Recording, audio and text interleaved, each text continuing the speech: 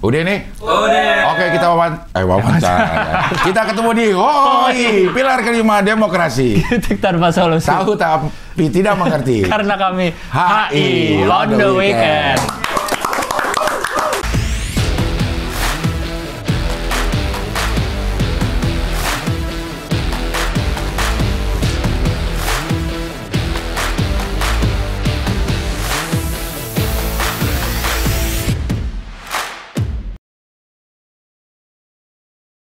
Ini saya bantu Anda untuk menjernihkan nama-nama Anda yang saya bilang itu tuh. Maksudnya saya bilang biar orang tahu kau tuh alim. Gitu. Bulut. Nggak aneh lihat ya, tiba-tiba ada Koki sama PNS berantem. Agak otaknya nggak agak sih, tolol aja. Ada bapak lo nonton lo? Emang kenapa? Emang boleh ngomong tolol? Boleh. Tolol lo pak. Bukan ke dia dong. Bukan ke dia. Bukan ke dia. Satu lagi temon. Buat cuci kaki. Gitu baru kita telan. Ini dapat seminggu nih begitu. Bau.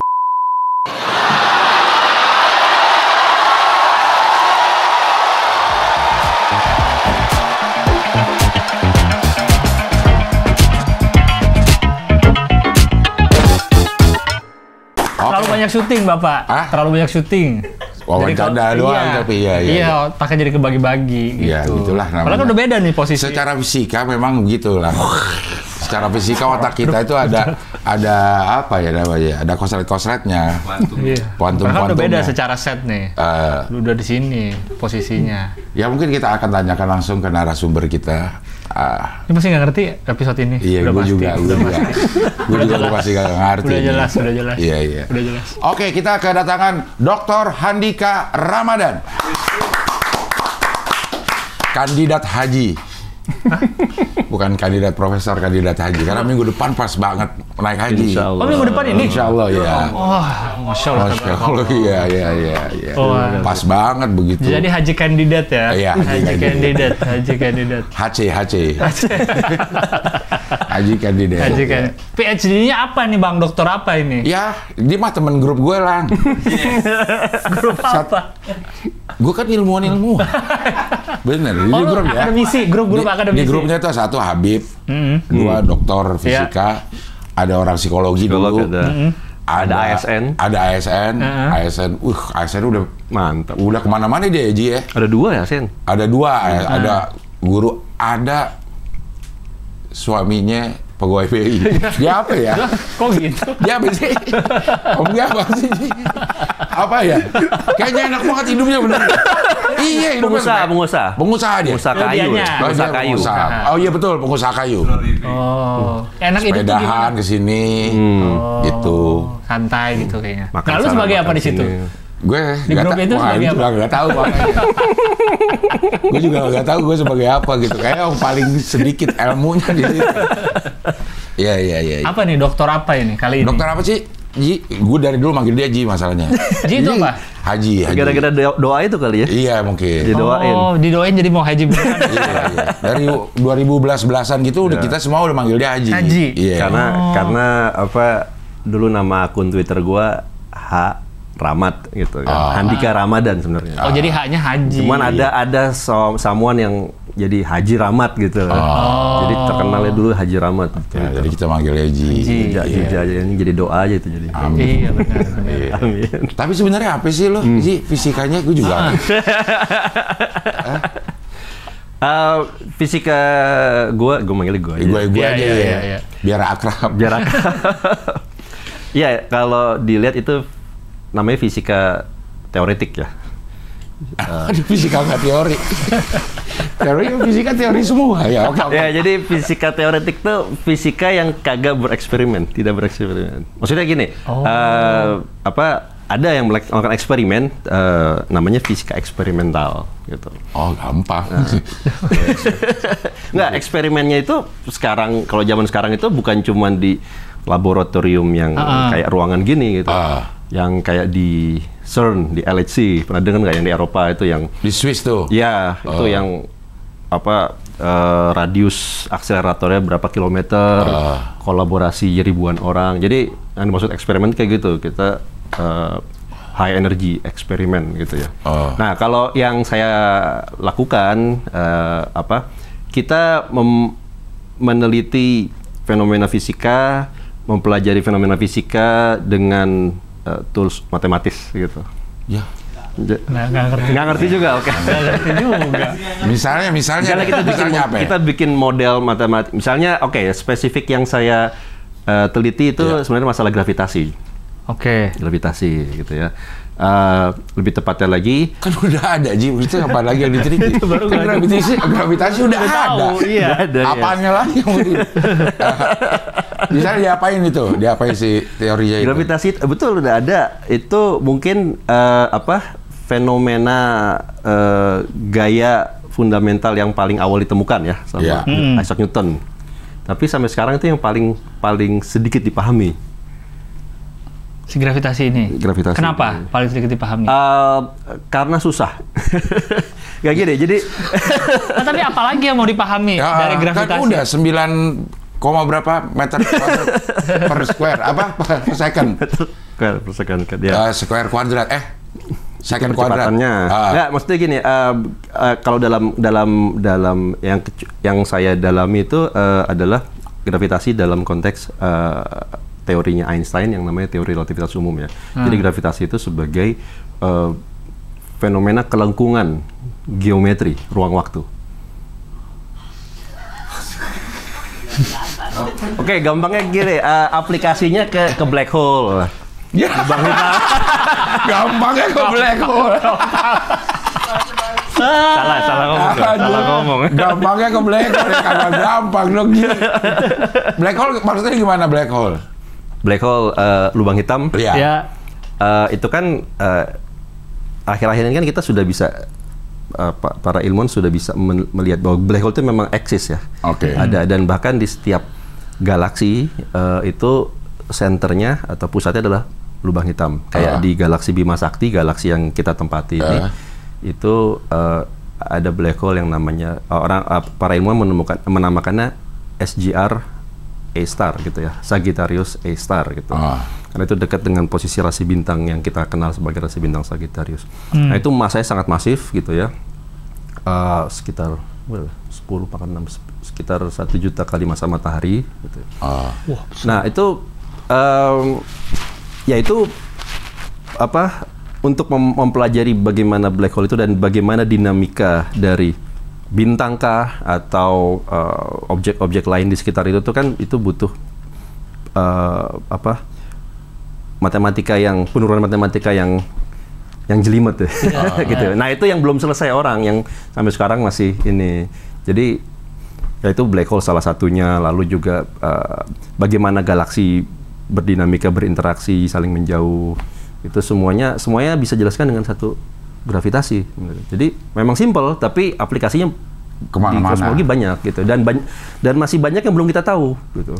Nah ini lingkup fisika teori tadi ini. Salah satunya iya. Salah satu yang saya dalami. Tapi fisika teori itu sendiri luas. Iya, karena tidak bereksperimen gitu ya, nggak ada eksperimen yang misalnya tentang black hole tadi dan lain-lain itu. Ya kita modelkan, lalu nanti dari situ misalnya apa yang bisa kita hitung, itu nanti tinggal tentunya sains itu kan butuh verifikasi empirik ya. Jadi sains itu kan nggak cuma ngomong-ngomong matematik aja gitu, harus ada pembuktian empiriknya. Nah nanti dari hasil perhitungan itu kita sodorkan dalam bentuk kita publikasikan itu sebagai bahan masukan buat para eksperimentalis, para observasionalis. Jadi ada juga fisikawan yang memang ininya di eksperimental gitu. Nah dia ngambil teori dari teori yang ditemukan fisikawan teori. Jadi dari hasil perhitungan kita, mereka cocokin dengan data yang mereka dapatkan. Hasil eksperimennya nih. Atau observasinya gitu ya. Cocok nggak nih model yang perhitungan dari model yang kita buat dengan itu. Kalau tidak cocok, berarti model yang kita bangun salah, gitu kan. Udah pasti yang salah yang teori? Iya. Karena ini udah ada buktinya. Karena gitu? dalam sains hakim tertinggi itu eksperimen. Jadi secantik apapun teori kita, kalau tidak matching dengan eksperimen, dengan hasil empirik, ya itu salah. Gitu. Rabis. Gitu. Nah, para fisikawan eksperimen ini, mereka teori juga nggak? Maksudnya mereka juga mereka cuma nunggu dari fisikawan teori ini ada teori kita giniin atau mereka itu juga teknis dari eksperimental itu kan memang sebenarnya sangat rumit juga ya. Artinya itu ya kita butuh simulasi segala macam gitu ya. Berteori dalam arti seperti yang orang teori lakukan tidak gitu. Tapi mereka punya kompleksitasnya sendiri gitu ya. Dan dalam kolaborasi eksperimen itu bukan hanya fisikawan aja, ada computer scientist, ada engineers gitu, karena harus bikin alat sendiri, bikin mesinnya itu ya. Jadi kurang lebih itu dialektikanya antara fisika teori sama eksperimen ya. Berat ya. Berat. Salah ngomong. Atau begini ya. Apanya? Yang di kehidupan sehari-hari. Oke. Atau ada satu alat itu yang tercipta karena kolaborasi si fisikawan teori sama eksperimental sama computer science. Terus ada nggak satu alat yang akhirnya ini terjadi karena kolaborasi itu? Oke. Ya memang ranah fisika teori itu ibaratnya sungai itu memang adanya di hulu ya. Oke. Hulu artinya kita membangun, kita melakukan bekerja itu memang karena pertama kali adalah rasa penasaran kita suatu fenomena ini nggak ada penjelasannya, kita mau tahu kenapa gitu kan, kita pelajari secara matematis lalu kita uji secara empirik gitu ya. Nah kalau barang atau komoditi itu kan ininya dihilir ya. Dihilir ya. Jadi memang tidak dihilir mainnya gitu ya. Para fisikawan teori berarti nggak setuju sama Gibran dong hilirisasi? Setujunya huluisasi. Setuju aja sih. Tapi bukan kami yang main gitu. Iya. Jadi memang nggak ada kayak kita kemarin tuh sama S3 apa sih, fisika juga kalau nggak salah ya. Mana? Yang engineering psychology itu. Dia apa? S3-nya? Engineer. Nanti apa sih? Yang Jadi ada orang meneliti formasi duduk angkot. Oke, ya. Secara psikologi apa sih? Terhadap ya? Ini produktivitas. Ya. Ternyata angkot-angkot di Indonesia itu salah. Karena ada depan. Karena ada depan. Itu membuat produktivitas jadi. Iya, karena kan jadi miring lehernya, ntar sampai kantor pegel, itu yang gitu-gitunya. Nah dia tuh awalnya tuh ini juga lah teknik-teknikannya. Bukan. Yang S2-nya dia neliti soal aviasi kan yang dia bilang. Iya, pokoknya kayak begitu deh. Cuma di akhirnya berkoordinasi kolaborasi sama psikologi segala macam. Iya. Nah, kalau psika teori udah di hulu aja udah. Ntar lo mau gunain buat apa ya? Gue nggak ikut-ikutan lagi gitu. Sebenarnya gini, kayak misalnya kalau lihat misalnya awal abad 20 deh ya. Iya. Fisika teorinya itu yang populer tentang fisika kuantum. Yang denger lah ya. Iya. Itu itu udah abad 20 kita baru dengar sekarang. Ya. Fisika kuantum ya. Awal-awal abad 20 ya itu perkembangannya ya. Itu kan sebenarnya framework fisika untuk mempelajari objek-objek kecil kayak elektron, atom gitu kan. Nah, itu orang-orang fisika teori itu membangun konstruksi teori fisika kuantum itu di awal abad 20. Nah, apa yang kita rasakan sekarang sebagai teknologi, gadget, komputer, televisi, IT, itu kan semuanya nggak lepas dari fenomena kuantum. Kayak misalnya transistor, itu bekerja berdasarkan quantum tunneling, dan lain sebagainya ya. Artinya, pada akhirnya apa yang ditemukan orang di hulu akan dinikmati masyarakat di hilir. Tapi mungkin takes time. Kayak misalnya, kalau ditanya, misalnya teori gravitasi itu ada nggak sih ininya impact-nya ya? Impact-nya ya.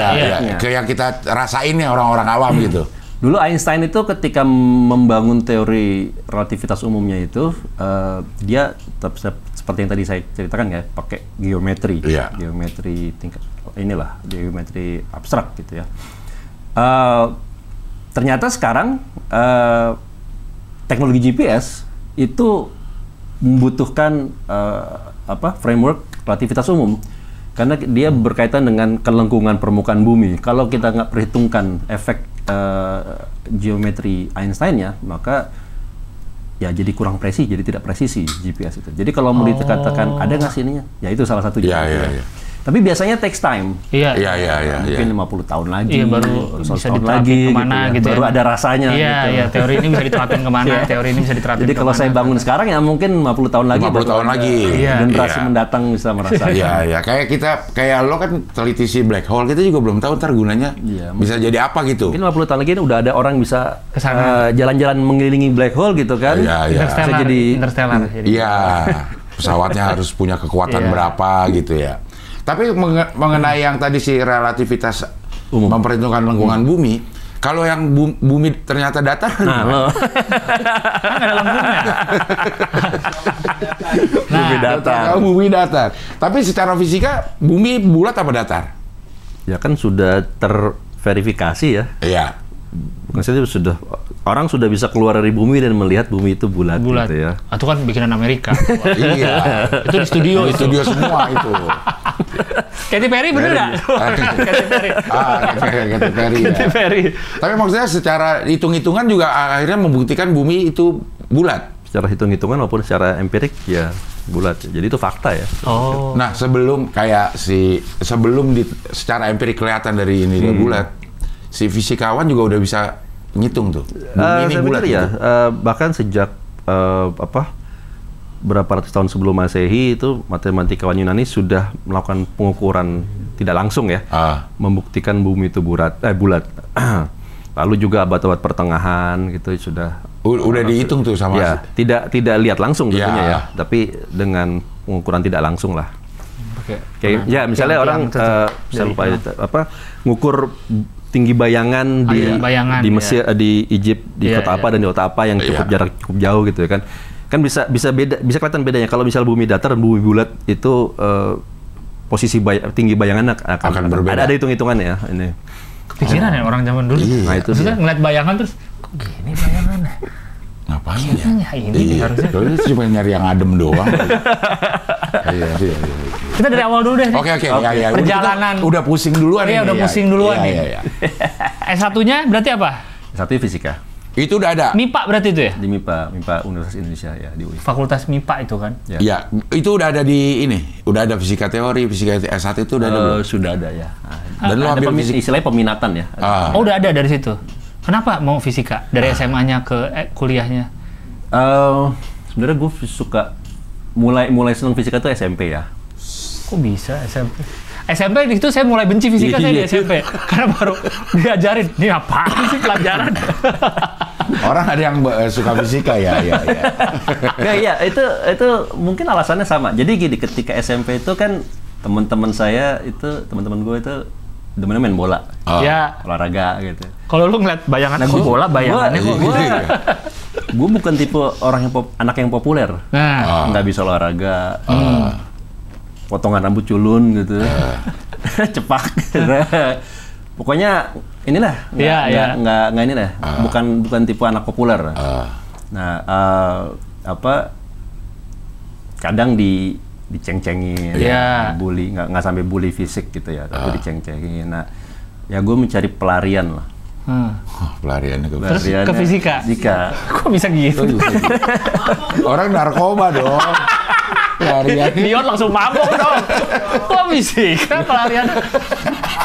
Dan juga pas kelas 1 SMP itu kan memang pertama kali belajar fisika dan biologi ya. Sebelumnya kan IPA. Oh iya benar IPA. IPA ya. Nah, IPA tuh itu rasain dipisah-pisah. Boring ya. Maksudnya hafal-hafalan gitu ya. Kalau IPA aja, ya. Kan hafalan gitu ya. Nggak belum ada hitung-hitungannya gitu. Nah, baru fisika itu kan di SMP dan itu ada bahwa fenomena alam itu bisa dihitung gitu. Iya. Ada hitung-hitungannya jadi eksak gitu kan. Itu buat gue keren juga sih gitu ya, menarik. Gue nggak harus ngafal banyak gitu ya. Terus terang gue agak lemah menghafal. Tapi ngitung pengennya. Iya, melogikakan gitu ya. Iya. Jadi ya itu mungkin ininya. Dan guru fisika gue itu pada waktu kelas 1 SMP itu teman-teman bilang killer. Ya. Tapi gue bilang sih cara ngajar enak ya. Gitu. Ya itu sih. Tapi waktu SMP itu belum berpikiran mau jadi fisikawan. Baru kenal fisika, pengennya keren kalau jadi insinyur gitu ya. Insinyur nuklir. Elektro. Udah kepikiran nuklir? Kan kayak keren banget ya bikin bom gitu kan. Bikin bom nuklir gitu ya. Iya. Itulah kayak gitu SMP ya. SMP gitu ya. Oppenheimer. Iya. Oppenheimer ya. Nah itu baru kepikiran apa tertarik untuk masuk fisikanya, departemen fisika itu pas SMA. Gitu. Makin tertarik lagi tuh SMA tuh ya, berarti sama fisika. Berarti zaman lo tuh A1, A2 gitu? Atau IPA IPS? Oh IPA IPS. Itu baru kelas 3 ininya ya. Apanya? Penjurusannya baru kelas 3. Penjurusan kelas 3 ya. Oke. Jadi SMA tuh udah bercita-cita jadi fisikawan. Kurang lebih gitu ya. Buset, Lang. Ternyata ada, Lang. Jadi ilmuwan gitu. Jadi ilmuwan tuh ada orang yang cita-cita jadi ilmuwan gitu ya. Ada, cuma kita nggak pernah main bareng aja. Iya. Bener. Beda, ya. Emang beda, betul. Akhirnya masuk UI dah. Iya. Tahun Fisika. 2001. Kelar 2005. 4 tahun lah gitu kerja kuliah itu yang benar. Fisika. Gitu, abis itu Tapi sesuai ini nggak? Maksudnya dari SMA nih ke kuliah fisika, sesuai bayangan nggak? Maksudnya kuliah fisika yang begini nih, yang gue pengen nih. Justru menemukan karena banyak hal-hal yang baru gue tahu di situ dan yang sebelumnya nggak tahu gitu kan. Sebelumnya tahu fisika kayak gini doang, ternyata lebih luas gitu ya. Fisika tuh ada ini juga gitu ya. Oh jadi lebih tertarik malah justru ya? Jadi menambah tarik tapi tambah pusing juga. Pusing sampai dokter. Sampai dokter pusingnya. Dijabarin aja. Iya. Kelar langsung lanjut S2 atau ada kerja dulu, ngajar dulu? Ya ngajar-ngajar bimbel lah ya intinya. Tapi gini, jadi kenapa waktu itu gue SMA pengen ngambil fisika, maksudnya departemen fisika itu dulu pernah di kelas 1 SMA tuh gue beli di Gramedia ya, ada buku. Ya iseng-iseng main ke section yang buat universitas gitu kan. Ada buku judulnya Konsep Fisika Modern. Itu memang buat mahasiswa sih, cuman iseng-iseng aja itu.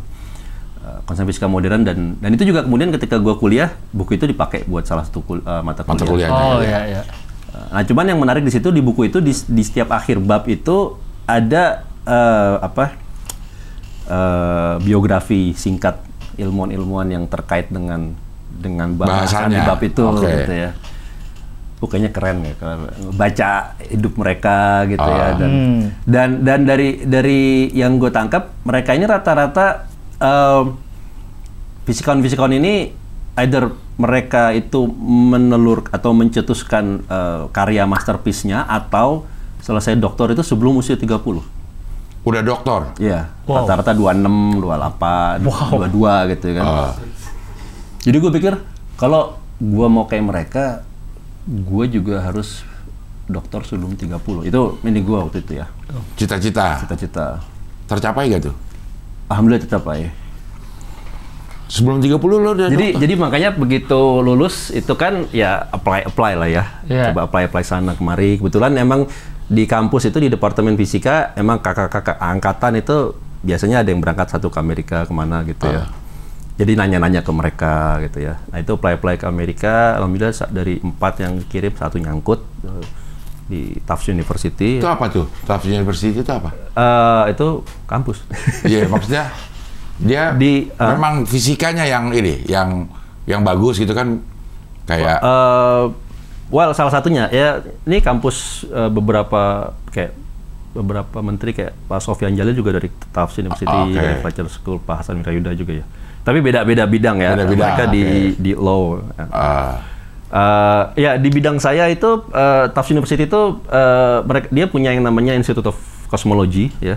Dan itu salah satu yang terbaik lah. Iya salah satu yang terbaik ya. Banyak kolaborasi dengan Tufts ini kan posisinya di Greater Boston ya, di sekitar Boston ya. Itu dari situ dekat dengan MIT dan Harvard. Jadi ada kolaborasi di bidang kosmologi dengan MIT dan Harvard gitu ya. Dan kebetulan juga kenapa saya diterima di situ mungkin juga salah satu yang memberikan letter of recommendation-nya itu almarhum dosen saya yang memang alumni Tufts. Jadi itu mungkin yang membuat ininya ya. Berapa tahun di situ? Nah itu alhamdulillah 2006 diterima ya setelah apply. Jadi berangkat.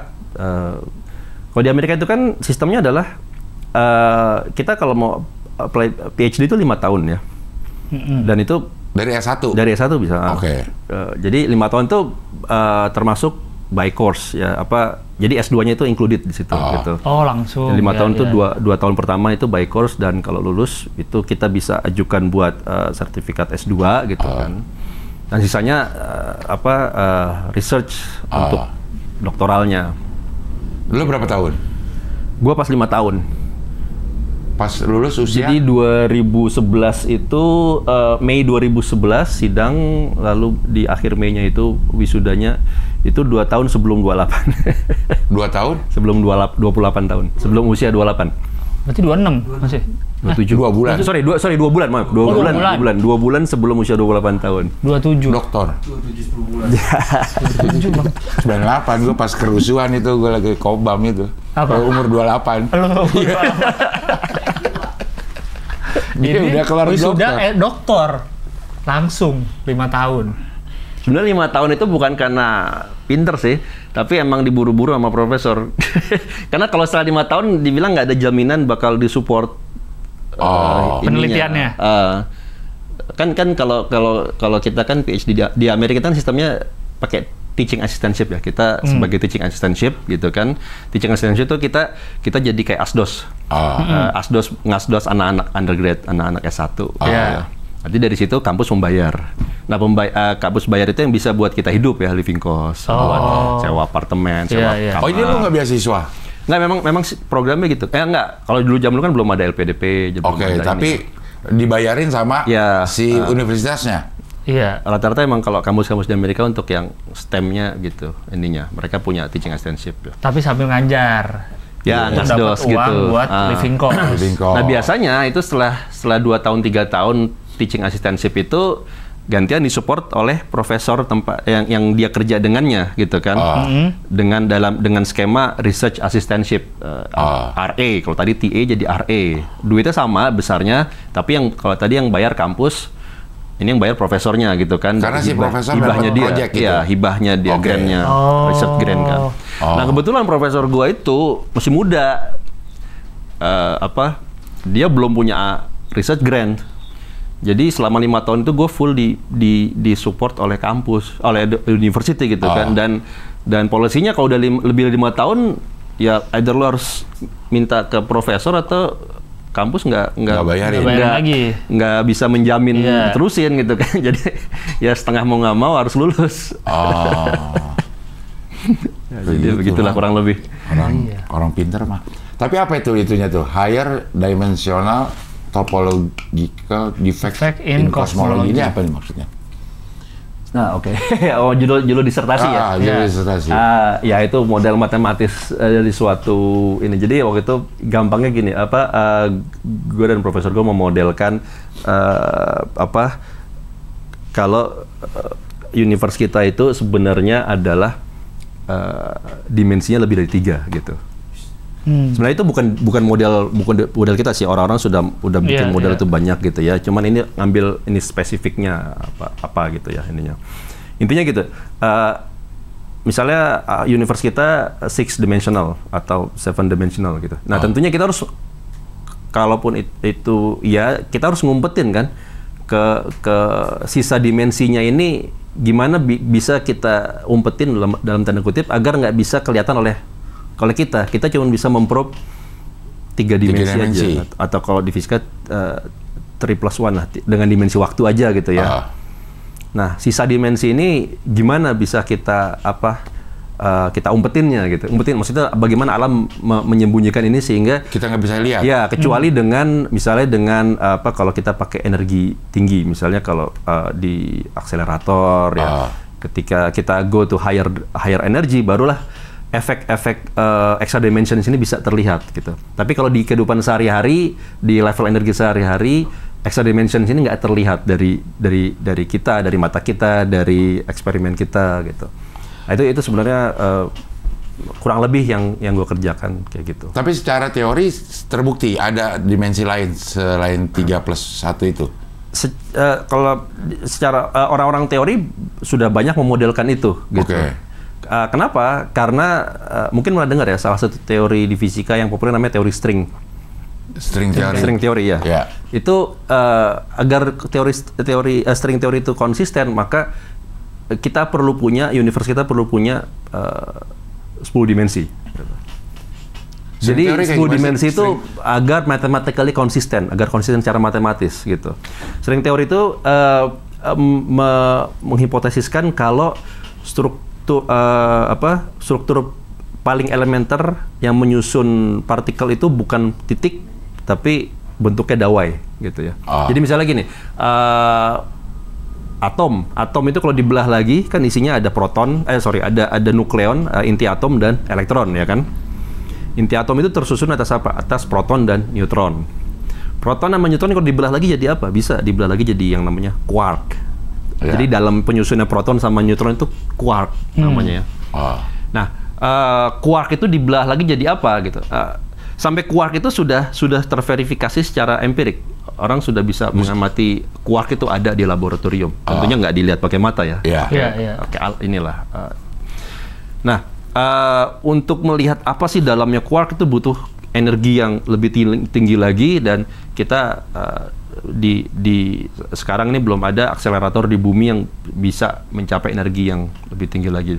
Tapi secara teori orang banyak memodelkan kira-kira quark ini tersusun atas apa gitu kan. Nah, salah satu teori yang populer adalah kalau kita pecah quark ataupun elektron itu bukan partikel yang lebih kecil tapi adalah dawai gitu. String. Nah, orang namakan dawai atau string gitu kan. Jadi berbagai jenis partikel elementer yang orang kenal itu hanyalah frekuensi yang berbeda-beda dari dawai. Jadi kalau kita metik gitar ya, frekuensi beda kan bunyinya beda gitu. Nah, itu berkorespondensi dengan bentuk partikel yang berbeda gitu. Jadi dawainya bergetar dengan frekuensi yang beda-beda. Dawai ini ada fisiknya. Secara fisik dia ada. Ada fisiknya, cuman sangat kecil ya. Tapi bentuknya paling kecil, nggak titik gitu ya. Iya, betul. Nah, itu yang orang namakan string teori. String teori itu string teori. Tapi yang gue suka baca bahwa kita tuh sebenarnya ruang hampa di tubuh kita, karena lebih banyak ruang hampanya yang gimana sih namanya ya? Kalau kita belah lagi tuh, kita tuh lebih banyak komposisinya tuh lebih luas ruang hampa dibanding materinya kan, gitu. Karena kalau misalnya atom itu kan tadi saya bilang tersusun atas misalnya atom hidrogen lah ya, tersusun atas satu proton sama satu elektron gitu kan. Nah, kalau bisa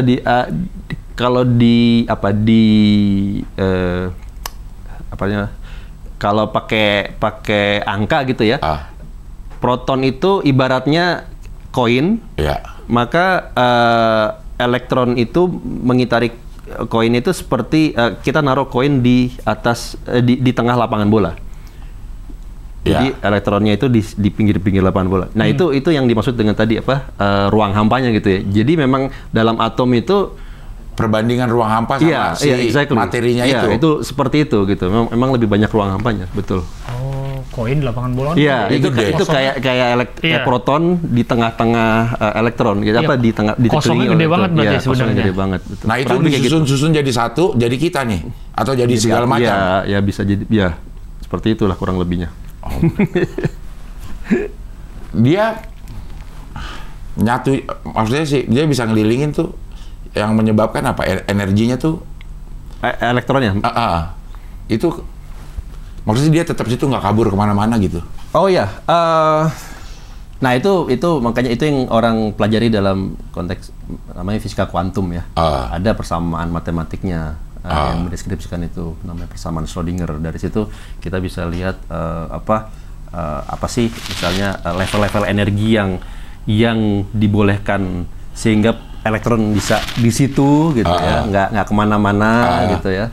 Itu secara teoretik dari persamaan Schrödinger itu. Itu bukan kucing Schrödinger. Schrödinger cat ya. Iya, betul. Jadi ada kaitannya. Jadi persamaan, jadi kan gini, apa yang membuat mekanika kuantum itu menarik dan counterintuitif ya, kadang-kadang melanggar intuisi kita, itu karena itu tadi ada yang namanya istilahnya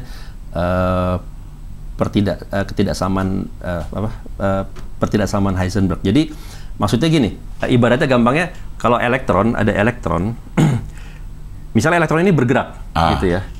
Kalau misalnya secara klasik itu lawan katanya kuantum ya. Ya. Kalau kita lihat mobil bergerak, kita bisa ukur ya seberapa cepat mobilnya bergerak dan di mana posisinya dia untuk waktu sekian.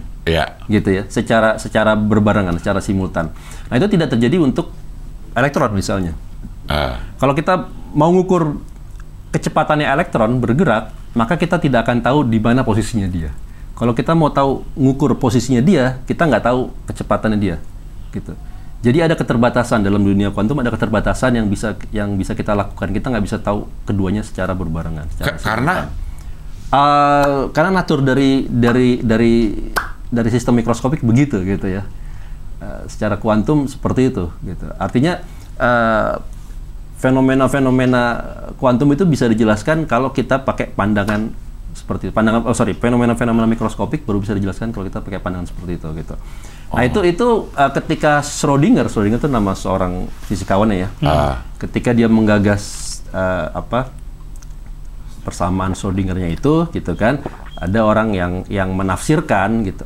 Berarti dalam fisika kuantum itu ada probabilitas. Kita nggak bisa tahu secara pasti. Yang bisa kita ukur adalah probabilitasnya aja. Probabilitasnya gua di sini, di posisi ini, di ruangan ini gitu ya, di posisi sini itu berapa persen gitu. Probabilitasnya kecepatan gua sekian itu berapa persen gitu. Jadi kita nggak bisa tahu dengan pasti. Yang bisa kita tahu ya probabilitas gitu. Nah, oleh Schrödinger itu diilustrasikan itu seperti kita punya kucing dalam black box. Dalam box itu dikasih racun gitu ya. Racun yang gelas berisi racun, yang gelasnya ini akan pecah setelah waktu sekian gitu. Nah, setelah waktu sekian dia akan punya probabilitas 50% pecah, 50% tidak pecah. Kalau dia pecah maka kucingnya mati kan. Kalau tidak pecah, kucingnya tidak mati. Nah, jadi kata Schrödinger, ya berarti kalau kita nggak buka kotaknya setelah waktu sekian, kita nggak tahu kucingnya mati atau enggak, gitu. Itu ilustrasinya. Jadi, kucing itu berada dalam state mati dan tidak mati secara simultan. Iya, secara ya itu ilustrasi sebenarnya. Kita bisa tahu dia mati atau tidak mati kalau kita buka. Kitanya bisa ya. Dengan kata lain, kita bisa tahu elektron itu posisi di mana setelah kita ukur, gitu. Kalau kita tidak ukur, semua posisi elektron mungkin. Kurang lebih kayak gitulah gampangnya. Itu yang diilustrasikan oleh Schrödinger's cat tadi. Schrödinger's cat itu. Kalau kita nggak ukur, kita nggak tahu kucingnya mati apa enggak kalau kita nggak buka kotaknya. Paradoks. Kucing Schrödinger seringnya begitu. Iya, betul. Iya. Makin pusing ya ternyata ya. Iya. Lo pusing gak sih, Ji, sebenarnya kalau maksudnya dengan mempelajari fisika teori ini, terus kayak semakin takjub gak sama alam ini gitu, semakin takjub atau semakin makin ngerti gitu? Makin takjub sih, karena gue ngelihatnya jadi segala sesuatu di alam ini bisa dimodelkan atau bisa dipandang dalam pemodelan matematis gitu ya.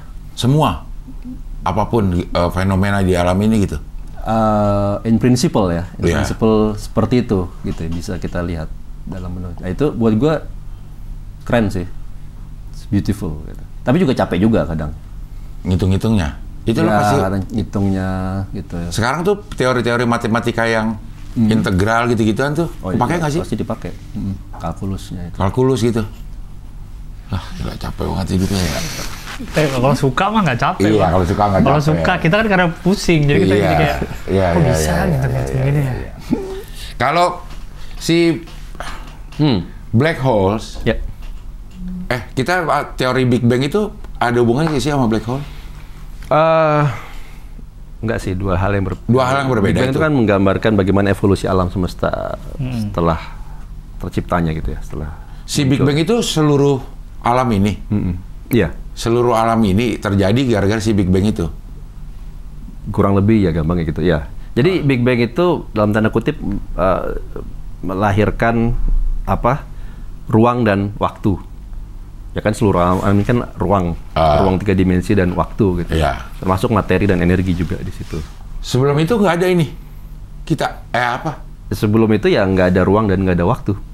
Dan nggak ada sebelum itu, karena waktu itu kan berarti kan sebelum itu kan berarti mengimplikasikan waktu kan, pertanyaan waktu.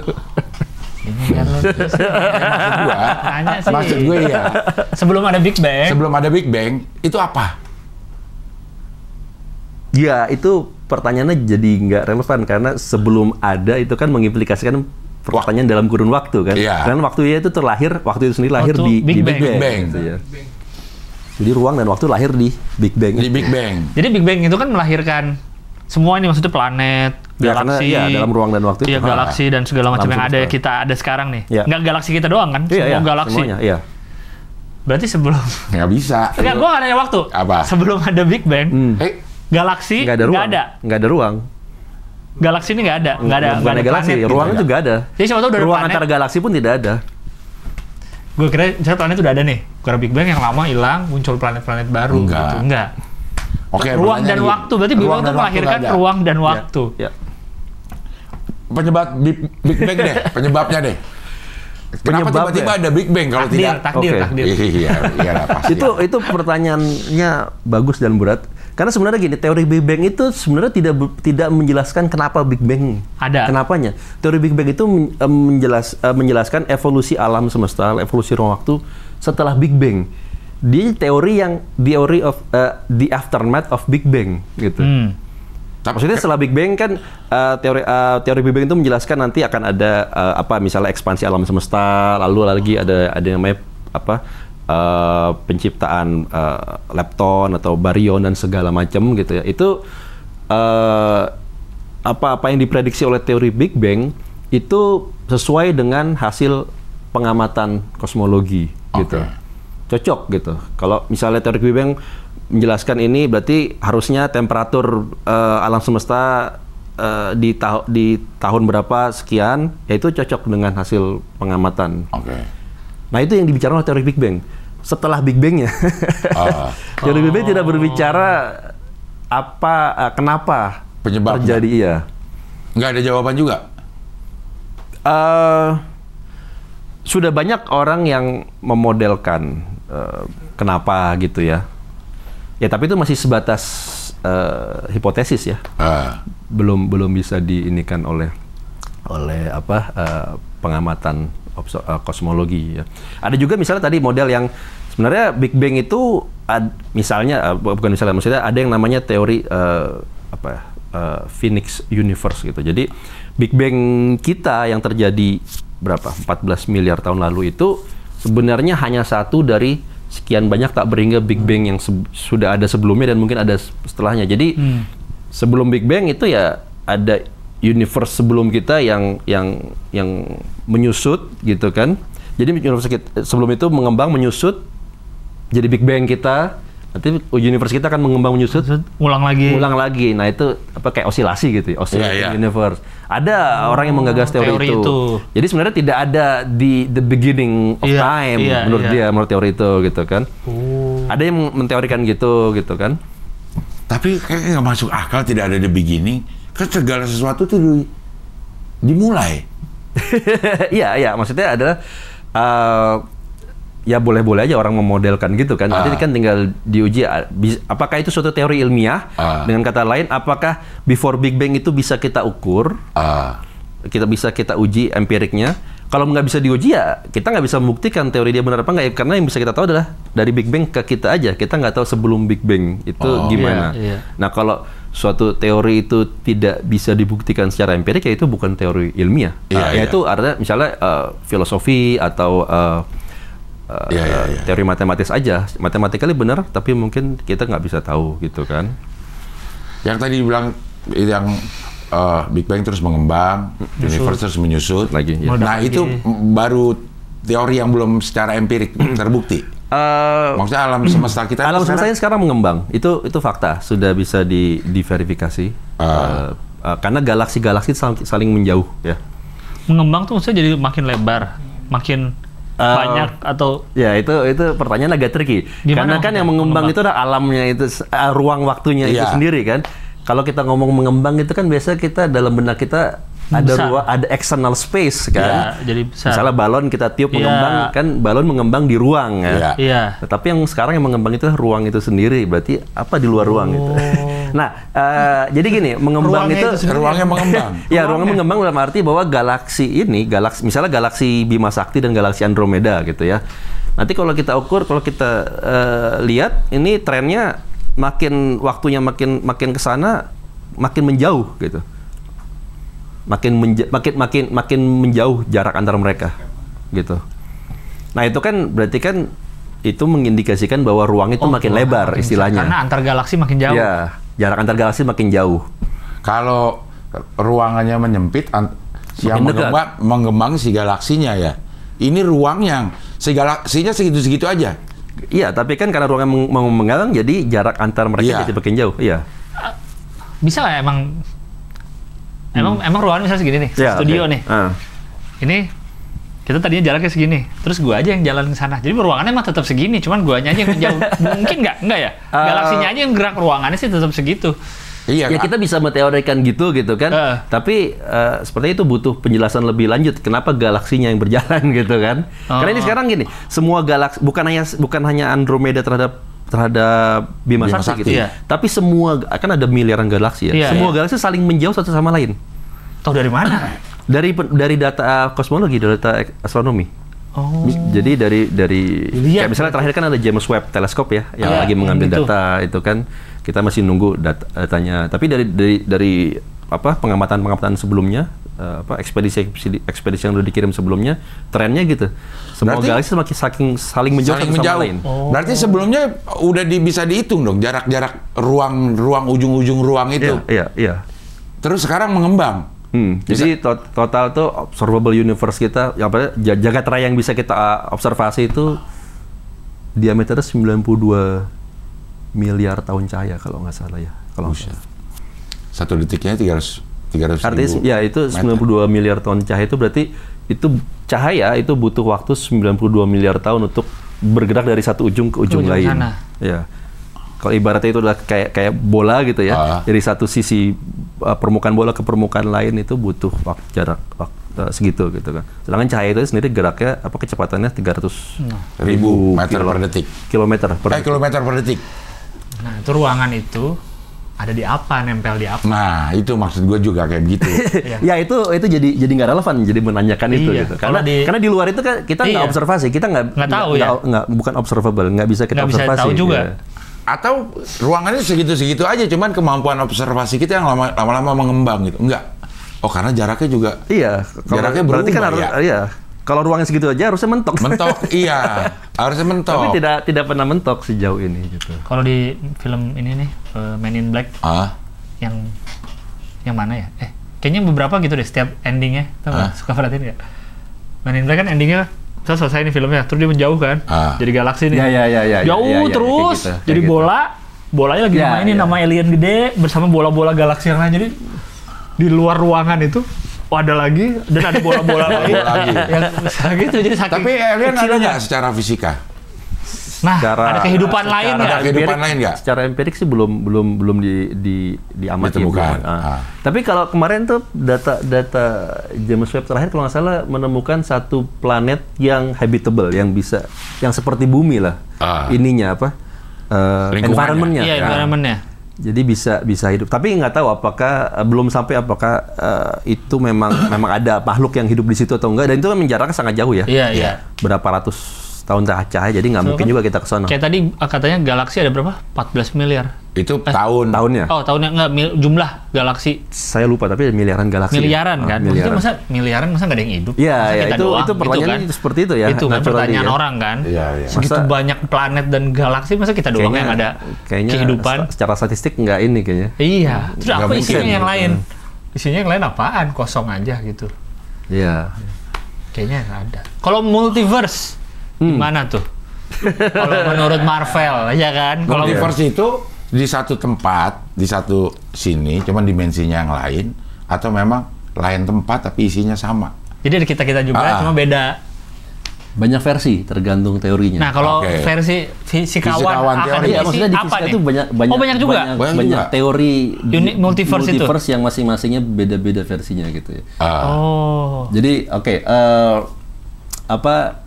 salah satu teorinya deh. Nah, multiverse itu apa namanya? itu juga kalau nggak salah digagas oleh profesor saya waktu di Amerika ya, Alex Vilenkin.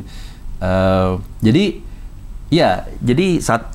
alam semesta yang tadi sekitar 92 miliar tahun cahaya itu diameternya, itu satu pocket universe gitu ya. Nanti ada pocket universe seperti itu gitu. Jadi itu yang mungkin yang namakan multiverse. Itu satu model gitu ya. Tapi isinya beda.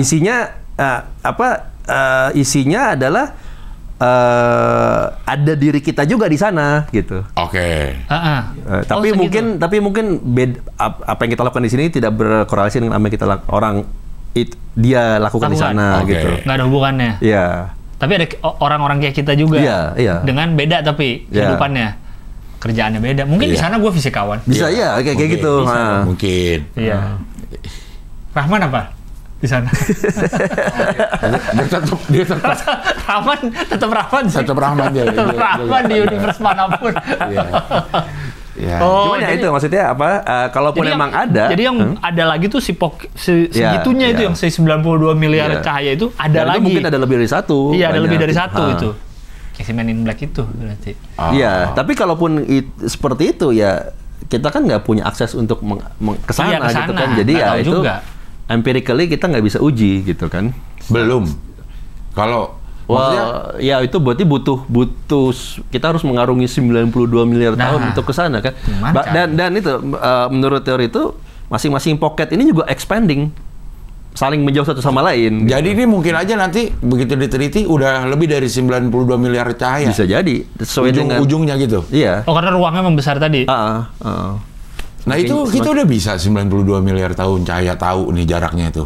Iya, kita bisa tahu, tapi kan tahu sama kesana kan beda. Kita tahu itu karena kita pakai detektor mendeteksi cahaya ininya, atau ada perhitungannya gitu. Tapi kita belum pernah membuat teknologi yang membangun pesawat ulang-alik yang mengirim astronot ke ujung universe itu dua hal yang berbeda kan. Nah, kan katanya kalau kita memandang langit malam hari kita sedang memandang masa lalu. Iya. Karena itu bintang udah nggak ada. Betul. Ya, bintangnya udah nggak ada. Betul. Cara kita ngitungnya itu gimana sih, Ji? Nih 3 juta tahun cahaya gitu. Jaraknya itu dari gimana? Iya, itu karena kan misalnya ya tadi tuh karena jaraknya sangat jauh, misalnya 3 juta tahun cahaya dari kita, artinya cahaya yang nyampe ke mata kita malam ini dari bintang itu berasal dari bintang itu 3 juta tahun yang lalu gitu kan. Jadi mungkin juga sekarang sudah mati atau masih ada. Cara ngitungnya teknisnya apa ya, kita ada lah ininya astronominya ya. Teknisnya saya juga nggak terlalu jelas.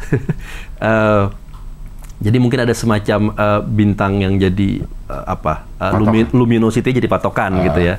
Dari situ nanti kita bandingkan dengan kayak ini ya, kekuatan cahayanya atau apa gitu. Luminosity-nya istilahnya. Ada tekniknya itunya untuk ininya. Kan astronominya. Setiap bintang yang kita lihat itu kan jaraknya berbeda-beda kan? Jarak ke kitanya. Jarak ke kitanya kan, walaupun kita ngeliatnya betul aja gitu kan. Nah itu bisa dihitung sebenarnya. Bisa. Tentunya mungkin nggak pakai mata telanjang ya, tapi alat. Ada. Itu udah nggak ada semua bintangnya, bisa jadi ya? Bisa jadi. Bisa jadi udah nggak ada semua. Bisa jadi memang udah nggak ada itu. Sama sekali udah tinggal kita doang. Oh, serem juga ya? Iya bener. Tapi itu mungkin kan secara teori bahwa sebenarnya mereka udah nggak ada itu. Udah kiamat duluan misalnya di sana. Di galaksi itu. Di galaksi itu. Dan bisa jutaan kan jaraknya kan? Iya.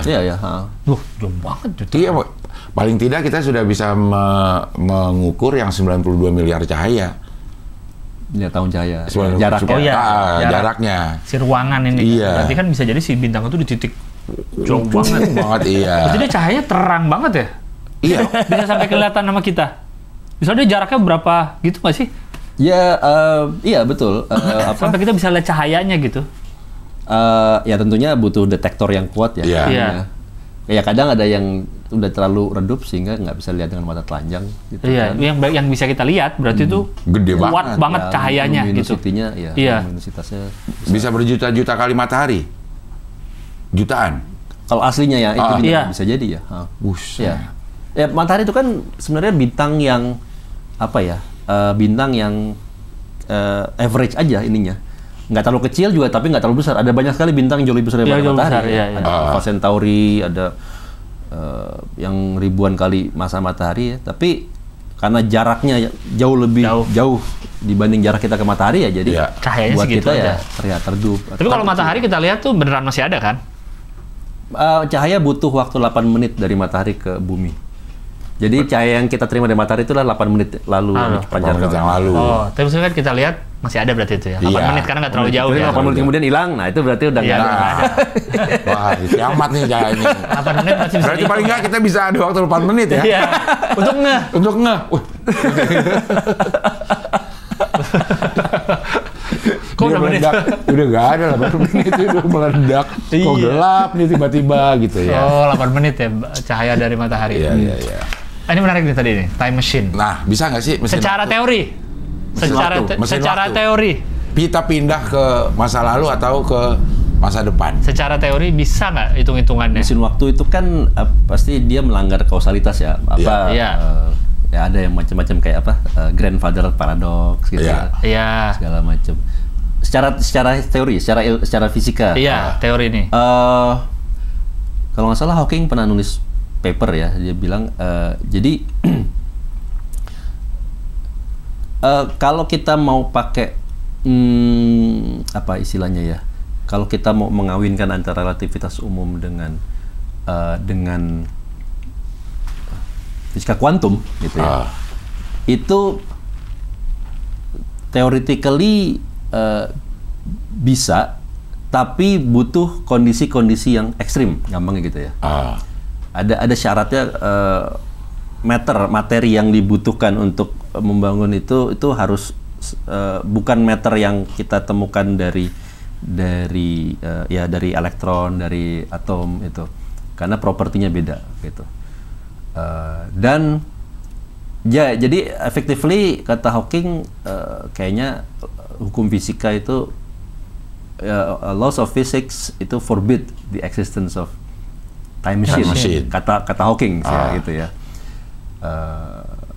Kurang lebih itu. Jadi saya pikir kalau mau kita maksudnya gini, kalau time machine itu ada ya berarti dia harus menggagas satu teori fisika yang baru. Karena berdasarkan yang udah ada itu secara efektif kayaknya nggak bisa. Baik ke depan maupun ke belakang. Ya. Nggak bisa lah, berarti bohong udah sih. Science fiction itu. Ya gini, kayak misalnya persamaan Einstein itu, ada satu solusi persamaan Einstein itu yang istilahnya punya closed time-like curve. Jadi memungkinkan adanya travel back in time. Travel back in time. Balik gitu ke masa lalu berarti. Tapi untuk mendapatkan solusi persamaan Einstein itu, kita butuh namanya exotic matter, materi yang eksotik, yang nggak bisa pakai atom biasa gitu. Dan ya sejauh ini kan kita belum bisa mengkreasi materi eksotik seperti itu di laboratorium. Jadi ya most likely memang. Tapi komponen-komponennya udah ada. Maksudnya lo kalau mau bikin exotic matter ya syarat-syaratnya begini gitu. Propertinya harus kayak gini. Kita tahu propertinya gitu ya. Tapi sejauh ini nggak ada. Misalnya salah satunya propertinya adalah bahwa dia harus gravitasi harus bersifat repulsif. Apa itu? Tolak menolak. Kalau kita gravitasi kan selama ini kan atraktif ya, tarik menarik kan, nggak pernah ada gravitasi yang tolak menolak kan. Nah, matter ini harus punya gravitasi yang repulsif, which is jadi begitu. Ada gitu. Kalau kita misalnya kalau kita ini nih, gitu jatuh dia malah naik. Iya, menjauh. Nah itu kalau magnet yang sama-sama. Ya, magnet kan, gaya magnet bukan gravitasi kan. Kalau magnet atau gaya listrik dimungkinkan ada tarik menarik tolak menolak. Oh beda. Kalau gaya gravitasi selalu atraktif kan, selalu tarik menarik. Nah ini syaratnya harus repulsif. Nah itu kan effectively nggak ada secara efektif, objek kayak gitu nggak ada. Jadi ya secara sains kayak gitu ya. Untuk sekarang nggak bisa. Siapa tahu kan? Mungkin kalau misalnya fisika kuantum dan relativitas umum dirombak, ada direvisi ya bisa jadi. Tapi banyak nggak sih teori-teori yang direvisi akhirnya? Di fisika ya? Sains selalu berkembang gitu ya. Kayak misalnya teori kuantum itu sendiri kan, itu kan merevisi fisika Newton. Fisika Newton itu yang? Fisika Newton yang hukum Newton, hukum satu gerak gitu kan. Itu kan tidak berlaku kalau di ranah mikroskopik, ya, di ranah partikel-partikel kecil. Itu harus direvisi dengan yang namanya fisika kuantum, gitu kan. Nah ya, tadi teori Einstein yang relativitas umum itu juga merevisi teori Newton tentang gravitasi. Kalau menurut Newton kan gravitasi adalah gaya tarik kan. Kalau menurut Einstein gravitasi itu bukan gaya. Ya tadilah distorsi atau kelengkungan dari geometri ruang waktu itu sendiri. Mungkin aja nanti 100 tahun lagi teori Einstein itu sudah 100 tahun, fisika kuantum sudah 100 tahun ya. Mungkin aja 100 tahun kemudian bisa jadi ada teori baru gitu. Tapi gini, syarat dalam sains, dalam fisika juga syarat untuk kalau kita mau menggagas teori baru itu syaratnya 2. Pertama, bahwa teori baru ini harus bisa meramalkan apa yang tidak bisa diramalkan oleh teori lama, atau bisa menjelaskan suatu fenomena yang tidak bisa dijelaskan oleh teori lama, gitu kan?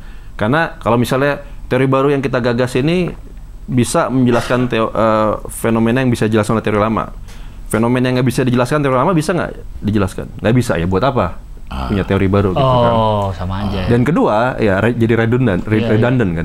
Yang kedua, teori yang baru itu pada limit tertentu, pada limit di mana teori lama bekerja harus kembali ke teori lama, gitu. Jadi misalnya saya mau menggagas hukum Newton, hukum fisika baru yang nggak sesuai dengan hukum Newton, gitu. Kalau diambil limit ke di mana hukum Newton bekerja, kembali nggak dia ke hukum Newton, gitu, teori saya. Kalau nggak bisa kembali ke hukum Newton, teori saya salah. Karena apa? Karena hukum Newton sudah terbukti secara ilmiah, secara empirik. Di ranahnya itu dia sudah terbukti. Jadi kalau saya nggak bisa kembali ke situ, teori saya tidak bisa menjadi seperti teori Newton di limit di mana teori Newton bekerja. Limitnya itu waktu atau misalnya limit energinya gitu ya, atau limit ukuran partikelnya tadi ya. Misalnya teori Newton bekerja dengan baik di partikel-partikel makroskopik, di dunia makroskopik. Gitu. Kalau saya nggak bisa dilimitkan ke situ, berarti teori saya salah. Gitu. Jadi kayak kuantum misalnya. Kuantum itu kan partikel dia valid di yang mikroskopik. Ya. Ketika dia diambil limit ukuran besar, dia kembali ke hukum Newton. Harus nyambung jadinya. Sudah bisa terbuktikan gitu. Emang sudah terbuktikan. Ya. Ya sebenarnya ada nggak kalau mau bikin teori baru kan salah satunya adalah menjelaskan fenomena yang tidak bisa dijelaskan oleh teori-teori yang ada. Betul. Emang masih ada fenomena yang banyak. Misalnya kayak di kosmologi itu sendiri, ya, kayak tadi yang saya bilang kan sekarang itu tahun 98 kalau nggak 98 atau 99 itu astronom mengamati bahwa alam semesta ini kan kita sudah tahu bahwa alam semesta ini mengembang. Maksudnya tadi jarak antar galaksi itu saling menjauh. Itu dari tahun 1929 oleh Hubble. 1920-an lah oleh Edwin Hubble. Jadi Hubble itu nama ini kan teropong kan? Ya dari nama astronom Edwin Hubble lalu dijadikan teropong, teropong ya. Nah itu kan sebenarnya kita sudah tahu bahwa alam semesta mengembang ya. Nah tapi yang ditemukan di akhir tahun 90-an itu bahwa bukan hanya mengembang, tapi juga mengembangnya itu dipercepat. Jadi makin cepat. Bukan hanya mengembang, ibaratnya dia makin jauh, tapi jauhnya itu kayak rate-nya itu makin cepat gitu. Ibarat kayak mobil ngebut gitu. Jadi misalnya tahun 29 tercatat setahun ngembang semeter. Oke, kurang lebih gitu. Terus di tahun 98 ditemukan ternyata sekarang setahun bisa 2 meter. Iya. Jadi laju pengembangannya makin cepat. Jadi kayak ibarat dua mobil saling menjauh tapi saling ngebut. Iya. Gitu. Jadi alam semesta ngembangnya ngebut gitu. Nah itu nggak bisa tapi apa yang menyebabkan dia ngembangnya gitu kan? Kalau cuman gravitasi aja, gravitasi kan sifatnya atraktif ya kan? Jadi kalau misalnya gravitasi atraktif, ketika dia mungkin ngembang, tapi nanti lama-lama akan ngerem dan akan crunch lagi. Ibaratnya kayak kita ngelempar bola ke atas gitu kan. Dia kan mungkin akan bergerak gitu, tapi lama-lama akan ngerem karena akan melambat dan akan diberhenti satu titik jatuh lagi. Harusnya kan kurang lebih gitu kan. kalau cuman karena gravitasi doang yang bekerja. Gitu. Iya. Tapi berarti itu kita kayak ngelempar bola, tapi bolanya makin lama makin ngebut ke atas. Gitu. Berarti kan harus ada gaya lain. Nah itu belum ditemukan. Nah itu lainnya. Orang masih berpikir apa gaya lain itu gitu. Apa yang membuat alam semesta ini dipercepat menjauhnya nih ekspansinya? Iya. Oh ini belum ketahuan kenapa? Accelerating in expansion. Ada yang ngisep dari luarnya kali. Bisa nggak? Kan nggak ada. Di luar itu udah nggak ada ruang. Kan nggak ada, nggak tahu. Belum tahu. Ya. Bisa jadi kan. Siapa tuh ada gravitasi di luar yang narik. Iya. Makanya banyak model ya. Salah satunya ya orang banyak teori orang mengembalikan lagi konstanta kosmologi. Jadi kalau kita pakai konstanta kosmologi gitu bisa tuh kita gambarkan berarti ada semacam gaya pendorong gitu yang membuat alam semestanya ini mengembangnya dipercepat gitu kan. Nah tapi kalau mau diukur konstanta kosmologinya ini nggak konsisten dengan hasil perhitungan gitu. Jadi masih belum jelas. Ada juga yang mungkin ada yang memodelkan mungkin problemnya adalah di teori Einstein-nya gitu. Mungkin teori Einstein ada kekurangan. Jadi banyak orang menggagas teori yang mana nih? Teori yang relativitas umum tadi yang tentang geometri. Itu. Bukan, yang geometri kelengkungan geometri ruang waktu tadi, gravitasi seperti EMC kuadrat teori itu teori relativitas khusus. Jadi ada yang khusus, ada yang umum gitu. Yang dipakai buat bom atom yang itu yang khusus EMC kuadrat ya. Kalau yang gravitasi itu yang umumnya, teori relativitas umumnya. Jadi orang banyak, maksudnya ilmuwan banyak yang menggagas, gimana kalau kita modifikasi teori Einstein yang gravitasi ini gitu. Tapi circle ilmuwan itu memang jadi sangat terbuka dong. Maksudnya kalau ada yang nge-challenge teori lo nih. Oh iya tentunya. Ya nggak apa-apa aja, coba buktiin aja gitu. Iya. Justru kita suka kalau ada yang men-challenge itu, karena artinya paper kita dibaca orang kan? Iya benar. Oh iya benar juga sih. Iya. Jadi teori kita jadi bahan omongan nih. Teori makasih udah dibaca gitu kan? Iya. Udah dibantah gitu. Iya, atau dites ini benar. Iya. Wah itu kan jadi ikut keren gitu nya. Keren ya. Iya juga sih. Tulisan gue jadi menyebabkan lo melakukan ini itu. Jadi diskusi. Makanya saya nggak paham kenapa misalnya ada orang yang suka menggagas yang teori aneh-aneh tapi nggak mau terbuka gitu ininya. Ada kan gitu kan. Nanti kalau saya terbuka dicuri orang atau apa gitu. Ya buat saya itu bukan sikap ilmiah sebenarnya gitu. Sebenarnya nature-nya harusnya lo punya teori lo umumin gitu. Iya. Dipublikasiin apapun. Iya, dipublikasikan betul. Ini ya pertanyaan yang sangat simpel kalau menurut gue, yang EMC kuadrat itu jadi bom atom itu gimana sih ininya? Aplikasinya kok ini bisa jadi, maksudnya alurnya gitu? Iya. Apa yang energi sama dengan massa kali kecepatan cahaya kuadrat. Nah itu jadi bom atom tuh maksudnya gimana ya? Sebenarnya bukan Einstein itu bukan yang menggagas bom atom ya. Iya. Ataupun menggagas bahwa energi massa itu bisa dipecah jadi bom atom. Gitu.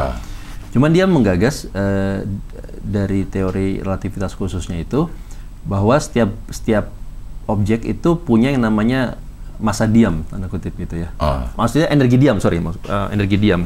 Jadi misalnya handphone saya gitu ya, masanya sekian dan dia nggak bergerak gitu. Kalau dia bergerak dia punya energi kinetik namanya ya. Kita kan sudah belajar energi kinetik. Nah kalau dia nggak bergerak pun, menurut teori relativitas khusus tadi, dia menyimpan energi potensial itu. Bukan energi potensial juga, ya energi yang besar tadi, masanya dia dikali dengan C kuadrat. Berarti semua ini gede dong sebenarnya. Energinya. Betul, energi yang tersimpan. Iya. Nah, di tahun 20-an ya, kalau nggak salah, para ilmuwan mulai memikirkan energi itu kan tersimpan gitu ya. Bisa nggak kita rilis, kita lepaskan energi itu? Karena kalau kita lepaskan itu besar sekali, dahsyat sekali. Nah, yang susah adalah bagaimana mekanisme melepaskan energi yang terkandung itu, gitu kan. Makanya ada yang namanya pakai reaksi fisi gitu ya. Jadi energi itu sebenarnya energi yang terkandung dalam ikatan antar inti atom gitu. Jadi kalau kita mau plus berarti kita harus melepas ikatan itu. Inti atom itu atau nukleon itu kita pelepasan si ikatan-ikatan itu yang jadi energi. Iya, makanya seperti kalau bom atom itu kan dan juga reaktor nuklir, kalau kita membangun reaktor nuklir itu kan cara kerjanya pakai reaksi fisi. Fisi itu maksudnya gini, atom kita tembakkan dengan neutron, ya, partikel neutron.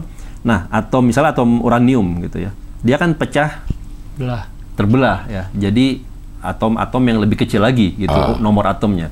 Nah, pemisahan atau pembelahan itu melepaskan energi yang besar tadi gitu. Energi itu yang dimanfaatkan baik untuk bom ataupun untuk bahan bakar bisa juga. Nah, kenapa uranium? Ya pertama karena uranium itu dia punya sifat radioaktif ya. Saya juga kurang paham sih kalau kenapa uranium ya, pasti ada. Maksudnya kalau semua benda punya energi diam itu, kenapa yang kepilih atau yang kayak uranium yang ini? Karena syaratnya apa ya? Ya sebenarnya mungkin karena dia pertama radioaktif gitu kan. Kedua di antara yang radioaktif mungkin dia yang paling visible, tentunya ada syarat-syaratnya ya. Saya nggak terlalu mendalami. Untuk dipecah itu? Ya dibanding misalnya kayu gitu gitu kan. Mungkin reaksi fisinya jadi nggak efektif kalau misalnya dia nggak radioaktif kayak gini. Ini kan atom stabil ya. Radioaktif itu maksudnya apa sih? Radioaktif itu maksudnya adalah dia tidak stabil. Jadi kayak misalnya dia akan meluruh sendiri tanpa diapa-apain, dia akan meluruh dalam jangka waktu tertentu. Gitu. Makanya ada yang namanya waktu paruh kan. Kayak misalnya uranium atau radium gitu ya. Dia dalam jangka waktu, kalau nggak diapa-apain ya, nggak ditembakkan dengan neutron, dia akan meluruh dalam jangka waktu mungkin ribuan tahun atau jutaan tahun. Jadi dari yang misal 1 kilogram nanti ribuan tahun kemudian jadi cuma tinggal setengah kilogram. Meluruh. Hilang aja tuh? Bukan hilang aja, tapi ya dia jadi memancarkan sinar-sinar radioaktif. Sinar alfa, beta, gamma gitu. Nah, sinar-sinar radioaktif itu yang ya kalau kena tubuh kita terpapar secara berlebihan ya berbahaya gitu. Berbahaya ya. Tapi misalnya kayak sinar X itu kan juga sinar radioaktif, gamma gitu. Yang ronsen-ronsen itu. Ya, makanya kita nggak boleh terlalu sering. Ya ada takarannya, ada kadarnya dan itu. Gamma tuh yang jadiin ada orang pernah kena jadi Hulk. Jadi Hulk ya, ceritanya jadi Hulk. Itu ada pernah kejadian lah Bang. Ada orang akhirnya jadinya buka bimbel ada juga. Gamma. Karena prima ya. Iya. Ada nggak yang udah men-challenge si EMC kuadrat ini? Men-challenge gitu ya. Ini nggak bener nih. Gitu. Kayak udah nggak ini, gitu, nggak relevan. Kalau yang serius, mungkin ada tapi jarang ya. Kalau yang misalnya bilang yang serius, karena yang nggak serius banyak yang men-challenge gitu. Misalnya ada orang entah berantah ngirim email ke saya, Pak, menurut saya rumus Einstein salah gitu kan. Ada gitu. Ada aja orang yang kayak gitu-gitu gitu ya. Tapi ya biasanya dasarnya ngaco gitu. Oke, emang udah nggak benar itu ya. Emang ngarang aja kali.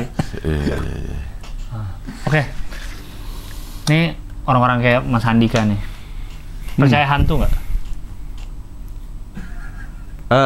Nggak setan ya, hantu. Yang kata orang hantu. Kalau hantu kan lebih banyak yang bilang tuh dibikin-bikin lah. Oke. Kalau setan kan maksudnya diceritain di Al-Quran, diceritain setan. Kalau hantu tuh kan kayak pocong. Gitu. Kuntilanak. Ghost lah, ghost yang orang godain orang, rumah dimatiin lampunya, ini kursi digeser, kayak poltergeist gitu. Itu hantu itu. Percaya nggak? Ada gituan. Secara empirik, saya belum pernah mengamati sih. Ya tentunya mungkin ada orang-orang yang sudah mengamati gitu ya. Saya secara empirik belum pernah mengamati sih. Tapi kalau ngelihat, kan sering tuh kita lihat kayak poltergeist tuh yang biasa di US tuh. Ada tuh videonya di rumah yang digangguin terus anaknya lagi makan, ditarik kursinya. Pintu pantry lemari jedok ya kan tuh poltergeist. Iya. Nah, kalau ngeliat kayak gitu kayak apa yang nguji nyali gitu. Iya, gitu. Kalau uji nyali kan kalau di kita jarang yang kelihatan banget. Nah, tapi kalau yang poltergeist itu kan sering banget tuh videonya di rumahnya sampai terpental. Iya, gitu-gitu tuh kan. Iya. Nah, misalnya nih lu Mas lihat kayak gitu nih. Di otak lu tuh apa? Misalnya kayak kursinya kalau dihitung misalnya bisa gerak tuh atau gimana? secara intuitif iya sih, berarti apa penjelasan ilmiahnya gitu. Iya gitu pasti kan. Iya, apa penjelasan gitu ilmiahnya. Kan? Tapi nggak ada yang kayak emang ada hantu kali gitu atau gimana? Dia itu subjektif sih, karena kalau gue sendiri belum pernah ngalamin ya. Belum pernah ngalamin. Dan belum pernah memverifikasi itu secara empirik gitu ya. Kecuali kalau bisa empirik gitu. Iya. Misalnya kalau di ruangan ini tiba-tiba lu ngeliat ada kursi gerak sendiri. Gua kan lebih mencari penjelasan ilmiah dulu. Iya gitu. Pasti kan. Ya. Pasti bakal lu samperin malah. Kok bisa takut dulu. Hantu itu bukan hipotesis utama gua untuk menjelaskan itu. Gitu. Iya benar. Tapi menurut lo ada kemungkinan itu yang menggerakkan hantu? Ada sesuatu yang bisa menggerakkan sesuatu kalau kita misalnya lihat. Semua kemungkinan yang saintifik sudah exhausted, sudah nggak itu ya bisa jadi gitu. Tapi itu ibaratnya itu terakhir. Gua posisikan sebagai hipotesis terakhir gitu ya. Kalau orang-orang yang ngaku bisa telekinesis atau gerakin barang, kan suka ada tuh orang-orang yang ngaku-ngaku gitu. Walaupun udah banyak yang di bank juga sih, tapi juga masih muncul-muncul terus tuh yang bisa entah gerakin barang, dari jauh. Iya dari jauh, entah bilang bisa baca pikiran. Iya yang kayak gitu, atau kayak X-Men gitu. Tahu ya mungkin lihat masa depan. Atau suka ada nempel-nempel besi tuh nggak badannya? Iya. Ada setrika nempel di dadanya. Bisa ada orang-orang bisa gitu. Itu bisa, maksudnya secara sains bisa nggak orang gerakin gelas tanpa dilihat? Tanpa disentuh? Tanpa dilihat lagi, tanpa disentuh. Kayak belum nggak bisa ya, secara teori nggak ada. Secara fisika gue belum kepikiran ya ada. Kok bisa nih? Teori apa yang bisa menjelaskan itu gitu ya? Yang gitu-gitu, ilmu gitu juga secara. Oh yang ini? Tenaga dalam. Tenaga dalam. Secara hitungan saintifik bisa nggak kayak gitu? Begitu ya. Tanpa ya kan dia bilangnya apa energi energi listrik atau apa ini. Karena kan kalau kita lihat kungfu dia gituin bisa mati. Lilin. Artinya kan itu beda dengan tenaga dalam. Iya kan. Berarti sebenarnya ada energi. Kali itu angin. Ya, atau kayak apa yang blood sport yang kita pecah tepuk bata atas yang bawahnya pecah. Oh iya. Itu kan secara itu teori ada dong. Ya, kalau itu kan sebenarnya bukan gaib, bukan mistis maksudnya ya. Iya. Ya pasti ada teknik sih. Kalau kayak gitu ya. Saya sih pasti ada penjelasan ilmiahnya gitu. Artinya bisa dipelajari. Iya. Maksudnya dengan skala tertentu lo bisa matiin lilin. Ya, tapi dengan apa yang kita lakukan mungkin energi yang keluar nih. Ya, itu kan mungkin kayak kita mencoba untuk memanipulasi fluida udara di sekitarnya sehingga kita kasih dorongan tangan kita nggak kena lilin tapi pergerakan udaranya yang mematikan lilin bisa jadi gitu kan. Gimana cara kita menggerakkan tangan sehingga fluidanya bergerak efektif. Atau gampang kita tiup dah, kan juga nggak nyentuh. Iya, maksudnya gitu. Tapi dia nggak niup. Dia kan nggak niup kan bilangnya. Iya, maksudnya kalau apalagi niup harusnya bisa lebih gede energinya. Oh iya. Maksudnya kalau dia amplifikasi bisa nih tahu di dalam tubuhnya dia gimana caranya bisa amplifikasi gede, jadi tiupannya juga bisa langsung buak gitu. Jadi dengan dorong gitu ya? Dengan baca-bacaan. Atau dengan orangnya udah dibilang sebelumnya tapi jatuh ya. Iya. Itu paling gampang. Itu paling gampang bilangin. Penjelasan ilmiah paling gampang. Iya. Jadi semua harus dilihat ilmiahnya, Bang. Ini gue pertanyaan mungkin terakhir tapi cukup subjektif nih. Dari segitu banyak tahun yang lo pelajari tentang sains, sejalan nggak sama agama? Wah, pertanyaannya. Iya, karena sebentar lagi naik haji. Nah, karena biasanya kan orang katanya sains dan agama ini nggak bareng nih. Gitu. Iya. Oke, pertanyaannya bagus ya. Karena mau naik haji, bener. Iya, bener. Iya, memang posisi gua kan sebagai ilmuwan dan juga muslim gitu. Iya. Seorang meskipun bukan ahli agama. Ya sih tadi jadi kalau menurut gue agama dan sains itu ranahnya berbeda tapi tidak saling berdikotomi gitu ya. Maksudnya gini,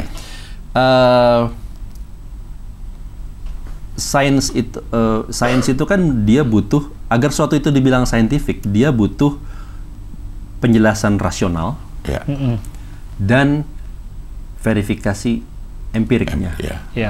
Pengujian empiriknya gitu, observasi kah atau eksperimen kah gitu ya. Nah, Agama menurut gua itu di ranah rasional. Maksudnya gini, teologi kalau ngomong akidah deh ya, akidah Islam gitu ya. Teologi bisa nggak kita sih membuktikan kebenaran agama, klaim agama gitu kan? Secara teologis, secara rasional bisa gitu, tapi tidak dengan empirik gitu. Maksudnya gini, kalau para seperti ahli kalam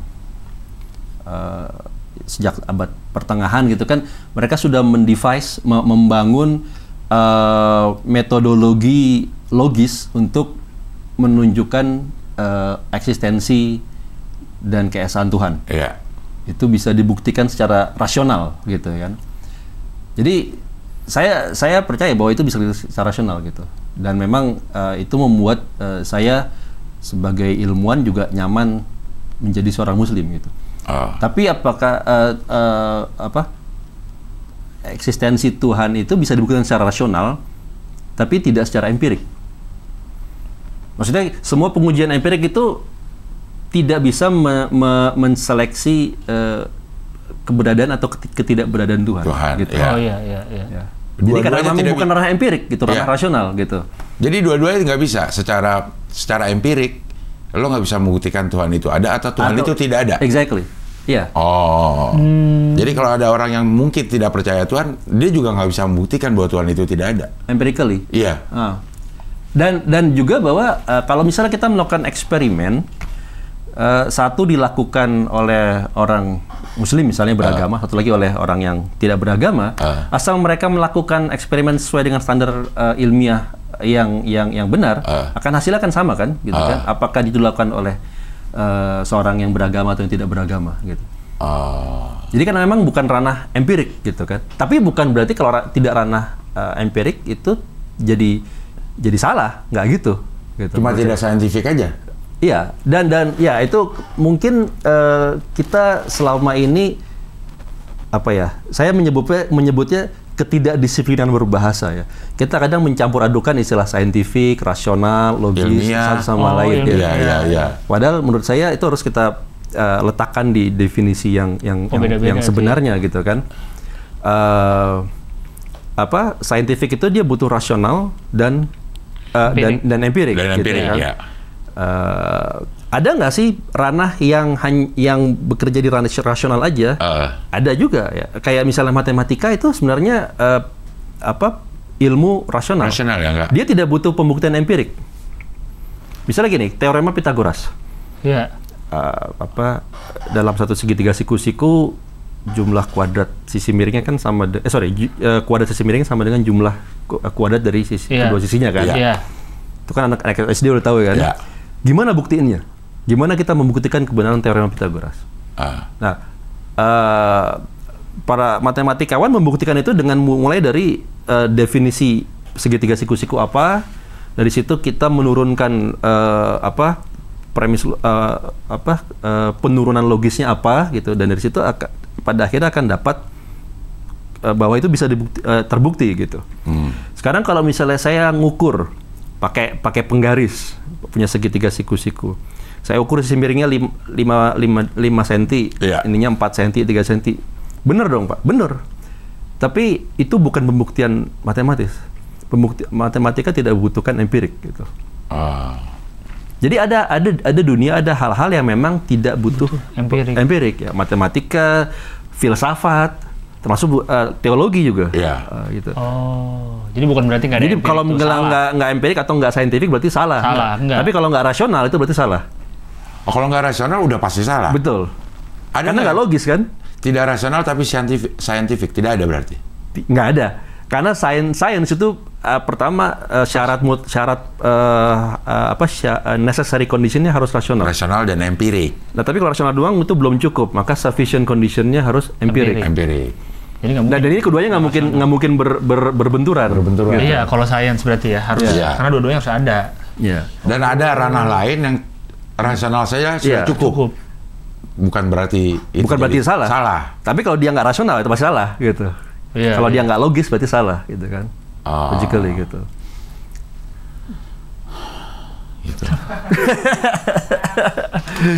Oke, jadi itu posisinya adalah kalau kita bisa nggak kita lihat agama dari sudut pandang sains teologi gitu. Ya nggak bisa karena memang itu dua hal yang berbeda. Itu tidak bermain di ranah empirik gitu. Tapi bukan berarti bahwa dia tidak rasional. Ya. Buat saya sebagai seorang Muslim, saya melihat teologi Islam, akidah itu suatu yang rasional. Gitu. Ya. Jadi kalau ada orang yang mau menguji, yang mau memaksakan, ya, apakah dia harus empirik? Ya nggak akan bisa diuji, gitu. Nggak akan bisa ketemu, nggak bisa diuji keberadaan atau ketidakberadaan Tuhan misalnya gitu, atau makhluk gaib lainnya gitu kan? Ya. Saya ambil contoh gini deh, biar gampang. Misalnya kehidupan selamati gitu. Ada hari kebangkitan. Iya. Itu ilmiah nggak? Kehidupan selamati? Nggak ilmiah karena tidak ada orang yang mati lalu balik hidup untuk mengabarkan itu, gitu kan?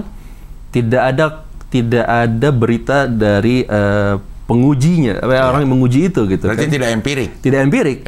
Karena orang yang mati nggak akan balik lagi sih sejauh sepengetahuan kita selama ini, gitu. Tapi kalau ditanya apakah itu rasional atau nggak, buat saya rasional, gitu. Karena keberadaan hari setelah kehidupan selamati itu konsekuensi rasional dari bahwa pertama dalam hidup kita tahu bahwa kita kalau nggak ada kehidupan selamati, maka konsep kita akan keadilan itu akan berbenturan dengan realita. Kita punya konsep keadilan, gitu. Suatu itu harus adil karena gini. Tapi realitanya hidup ini nggak selalu adil kan? Apa yang orang yang baik dapatnya sial, tidak selalu bahagia. Orang yang jahat sampai matinya bisa jadi sejahtera, gitu kan? Itu fakta, gitu kan? Nah, kalau misalnya kita terima itu, maka itu kan berbenturan dengan konsep keadilan yang embedded dalam logika kita, dalam rasional kita, gitu kan? Harusnya nggak kayak gitu. Berarti masih ada waktu. Berarti harusnya dunia ini bukan satu-satu tempat untuk dibayarkannya keadilan itu, gitu. Buat saya itu argumen rasional kenapa saya bisa mempercayai bahwa ada kehidupan selamati. Rationally itu make sense gitu. Tapi apakah itu bisa dibuktikan secara empirik? Ya selama kita hidup kita nggak bisa membuktikan empirik. Gitu. Mau mati dulu. Kecuali ada yang udah pernah mati. Balik lagi. Bisa cerita. Exactly. Mati suri. Bisa cerita. Ius pernah mati suri. Mungkin gini, maksudnya. Ya mungkin ada nabi bisa gitu kan, Nabi Muhammad mungkin dia ke surga neraka, kembali lagi mengabarkan gitu ya. Jadi syarat sains itu kan harus bukan hanya testable tapi juga reproducible, harus bisa direproduksi hasilnya. Nah ini kan cuma satu orang gitu kan, nggak bisa direproduksi, nggak ada orang lain yang bisa pergi lalu mengabarkan kita balik lagi. Gitu. Itu kan kabar ada surga, ada neraka, memang dari Isra Mi'raj itu. Nah kalau secara saintifik Isra Mi'raj itu bisa itu sesuatu yang rasional aja atau yang memang secara empirik ada. Tapi kan kejadiannya itu ada, ya. Kejadiannya itu di atas bumi gitu. Emang itu bisa secepat itu aja lah, sesederhana. Waktunya cukup nggak kalau secara saintifik? Ini yang Isra-nya atau Mi'rajnya juga? Isra Mi'raj. Nggak gini, kalau misalnya kita ngomong Isra-nya gitu kan, buat orang di zaman itu kan nggak masuk akal gitu ya. Karena butuh waktu minimal sebulan untuk dari Mekah ke Yerusalem gitu kan. Tapi buat zaman sekarang kayaknya bukan sesuatu yang aneh kan. Orang terbang Mekah Yerusalem kurang dari sehari bisa jadi kan, 7 jam. Jadi menurut saya kalau dilihat dari sudut Isra-nya ya, fenomena yang Isra-nya, secara saintifik itu dimungkinkan dari sudut pandang sekarang gitu ya. Cuman mungkin di zaman itu orang belum tahu teknologinya gitu kan. Bisa aja gitu. Mekah Yerusalem dalam waktu mungkin nggak sampai sejam gitu. It's not something impossible dari sudut pandang kita gitu kan. Artinya kalau kita mau proyeksikan ke dulu berarti make sense. Bisa-bisa aja. Bisa-bisa aja. Nah kalau dari Mi'rajnya secara ilmiah, secara fisika Ya pertama definisi Mi'rajnya itu kan sampai mana? Sampai mana itu kan tidak didefinisikan secara ilmiah. Kalau tadi kan Makkah Yerusalem kan jelas ya. Jelas jaraknya ya. Kalau Sidratul Muntaha itu kan posisinya jaraknya mana? Bukan kita itu udah kan ada lapisan-lapisan secara saintifik juga memang. Nah itu dia termasuk itu definisi langit pertama, langit kedua itu apa? Apakah berkorelasi dengan tadi jarak? Apakah itu observable universe atau enggak gitu kan? Jadi wallahu alam gitu ya. Tapi gini, buat saya namanya mukjizat itu memang melanggar hukum alam. Hukum alam ya. Ya, nggak ada mukjizat yang nggak melanggar hukum alam. Kayak misalnya membelah laut kan melanggar hukum alam kan? Iya. Isra Mi'raj melanggar hukum alam. Tapi dan ini juga sesuai dengan prinsip ilmu kalam ya. Tidak ada mukjizat, minimal dari sudut pandang Islam ya. Tidak ada mukjizat yang melanggar hukum akal. Hukum alam dilanggar, tapi hukum akal tidak. Hukum logika tidak dilanggar. Membelah hukum logika? Iya. Bukan, itu hukum alam. Hukum logika itu misalnya kayak 1 sama dengan 2, 1 tambah 1 sama 4. Sesuatu yang logically inconsistent. Rationally inconsistent. Kok membelah laut deh? Membelah laut itu kan melawan hukum alam. Hukum alam. Memang itu syaratnya mukjizat. Iya. Harus bisa melawan hukum alam. Tapi itu tidak melanggar hukum akal. Hukum akal. Maksudnya gini, mathematically apakah bisa? Tidak, apakah itu mathematically impossible? Oke. Nggak impossible. Ternyata bisa. Secara ini dihitung-hitung tuh bisa. Ya, kalau mau dibilang itu, ya. Artinya logically itu nggak impossible gitu. Jadi kita harus bedakan apa yang impossible sama yang improbable. Itu bahasa Indonesianya apa ya kalau improbable ya? Sama-sama nggak mungkin. Nggak mungkin, sama-sama nggak mungkin. Improbable? Nggak mungkin. Bebal itu. Bebal. Improbable sama improbable. Gitu. Sama-sama nggak mungkin. Ya kita bahasa Indonesia menerjemahkan sama-sama mungkin karena itu jadi keterbatasan bahasa membuat logika kita jadi kurang disiplin ya. Tapi gini ya. Kalau impossible itu sesuatu yang tidak mungkin dan tidak akan pernah terjadi. Logically tidak mungkin. Iya. Logically ini inkonsisten, paradoks. Oke. Kalau improbable sesuatu yang tidak kita amati di sehari-hari. Tapi bukan berarti nggak ada. Impossible. Misalnya gini, sapi terbang itu impossible atau improbable? Impossible. Improbable. Improbable. Karena nggak pernah ngeliat kan sapi terbang ya. Tapi kita bisa bayangkan kan sapi terbang, sapi punya sayap gitu kan. Kan di kartun-kartun orang bisa aja bikin sapi terbang gitu. Tentunya hukum fisikanya akan berubah kalau ada sapi bisa terbang gitu. Kita butuh penjelasan hukum fisika baru gitu. Tapi it's not something impossible. Bisa aja terbang kalau dia ada sayapnya. Iya. Nggak pernah ada kan sapi, nggak pernah kita lihat secara empirik sapi lahir dengan sayap. Tapi kalau kita bilang sapi punya sayap bisa nggak? Ya bisa aja. Bisa aja. Iya. It's not impossible. Sapi mata satu ada, sapi mata satu. Hah? Telur. Lahirnya salah ada yang mata satu. Ada. Telur juga telur satu mata sapi.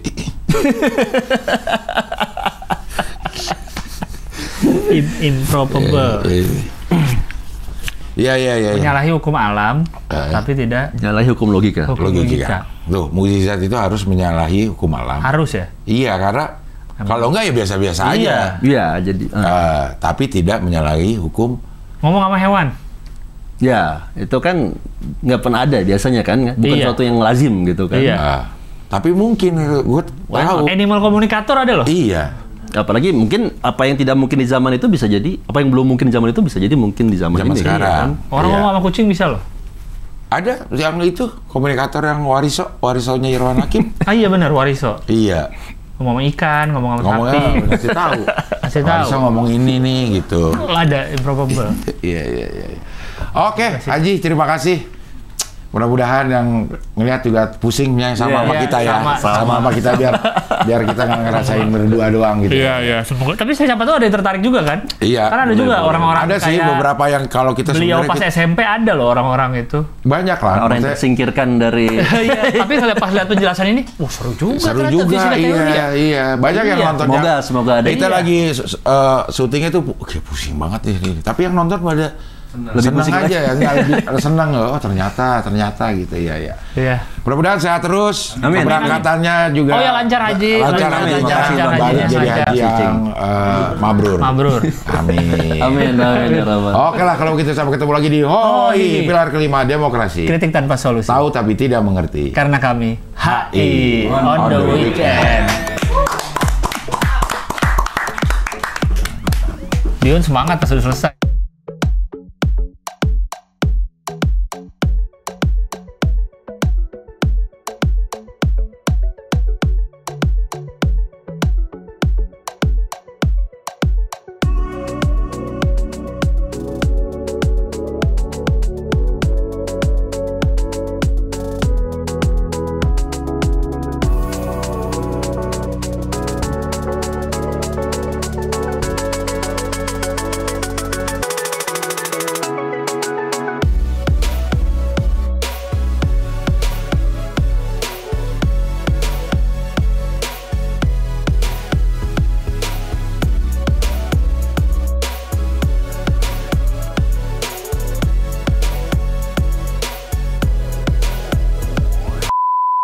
Lu sebenarnya kalau penonton setia channel ini ya, lu tuh kocak dapet, ilmu dapet, banyak banget yang lu nonton podcast selain HOI ya, lu perhatiin aja narasumbernya. Kadang-kadang pertanyaan-pertanyaannya, kadang-kadang narasumbernya belum selesai udah dipotong nanya lagi, jadi masalahnya nggak kelar. Dan lagi, Sing Abdel itu semuanya, padahal kadang-kadang nggak ngerti nih sama apa ya narasumbernya, tapi dia tuh pertanyaannya selalu tepat dan cenderung mewakili gitu. Ini emang pemain sih kalau lu manis. Lu sayang banget dah. Gua tuh ngikutin semua. Yang ada mau narasumbernya siapa? Dengerin di motor gini, emang tiba-tiba udah sejam. Lu membership dah. Lu bedain nama Sing Abdel cara nanya ke narasumber, lu bedain. Dapat ilmu dapat. Gini contoh Abdul deh, Sing Abdel ibaratnya kan tanda kutip. Apa sih Sing Abdel tahu apa sih Mobile Legends? Tapi pertanyaannya tahu. Seakan-akan Sing Abdel main. Emang itu rank berapa? Kalau yang emang itu abis Legends emang apa? Nyambung kan? Padahal Sing Abdel nggak ngerti kan konteksnya. Artinya kocak dapat, ilmu dapat. Udah bisa tektokan. Nah, Sing Abdel ini dia gitu.